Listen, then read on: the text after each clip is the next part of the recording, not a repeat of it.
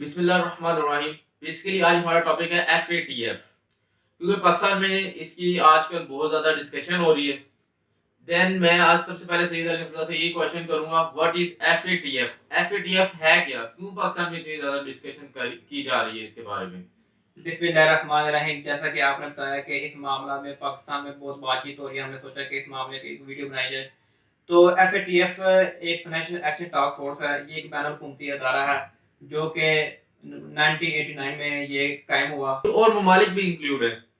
ये इसका इश्तराक था वो G7 ममालिक में मुश्तमिल था। तो ये G7 ममालिक में जो कंट्री शामिल है मैं बताता हूँ आपको। इसमें जापान है, कनाडा है, जर्मनी है, इटली है और फ्रांस है। तो ये ममालिक शामिल है इसमें। ठीक है, मीन्स कि ये वाले ममालिक यहाँ पे शामिल है। इसका काम क्या है? यानी एफएटीएफ काम करती क्या है बेसिकली? एफएटीएफ का काम है कि मनी लॉन्ड्रिंग को रोकना। उस वक्त मनी लॉन्ड्रिंग का बहुत रूपट थी और लोग बहुत ज्यादा मनी लॉन्ड्रिंग करते थे, तो इस वजह से उन्होंने इसकी रोकथाम के लिए इदारा बनाया। मीन्स के जो ब्लैक मनी होती है दूसरे ममालिक में वायर्ड बना के भेज दी जाती है, इसके मुतालिक ये बना रहा था। लेकिन ये पाकिस्तान में आजकल इसके बारे में बहुत ज्यादा क्यों डिस्कशन हो रही है? पाकिस्तान में क्या मनी लॉन्ड्रिंग बहुत ज्यादा है? क्या वजह है? सबसे पहले बताऊं कि ये 2001 में 9/11 के वाकया के बाद दहशतगर्दी बहुत ज्यादा अरूज पे थी। फिर उन्होंने इसका भी जो सौंप दिया गया कि एफएटीएफ को इसकी रोकथाम के सौंप दिया गया। तो बेसिकली पाकिस्तान को किया जा रहा टारगेट। पाकिस्तान देखा जाए को इंडिया में सबसे ज्यादा मनी लॉन्ड्रिंग होती है और दहशतगर्दी भी इंडिया ही करा।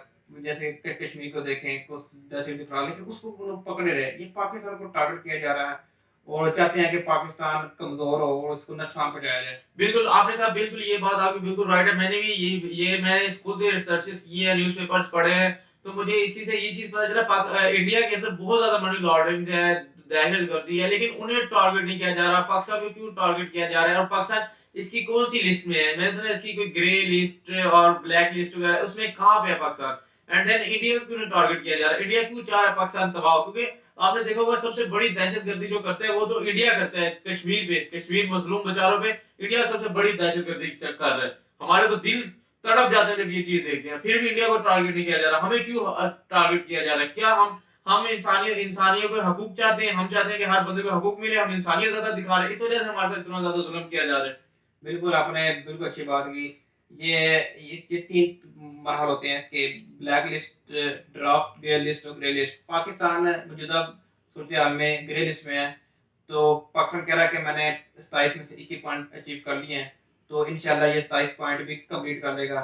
जैसे कि आपने पूछा कि पाकिस्तान को क्यों इसमें शामिल किया जा रहा है। इसकी जब कोई मुल्क ब्लैक लिस्ट हो जाता है तो उसको क्या होता है कि उस पे इन्वेस्टमेंट नहीं की जाती। जो बिजनेसमैन होते हैं वो इन्वेस्टमेंट करने से डरते हैं। तो पाकिस्तान में जो कर्जे होते हैं वो नहीं फराहम किए जाएंगे। तो इंडिया चाहता है कि उसके साथ जो इसके हमायती हैं कि पाकिस्तान को इसी तरह नुकसान पहुंचाया जाए ताकि पाकिस्तान आगे ना बढ़ सके। लेकिन पाकिस्तान अगर ये जब 26-27 पॉइंट पाकिस्तान के पूरे हो जाएंगे, पाकिस्तान को फिर कौन सी लिस्ट में शामिल किया जाएगा?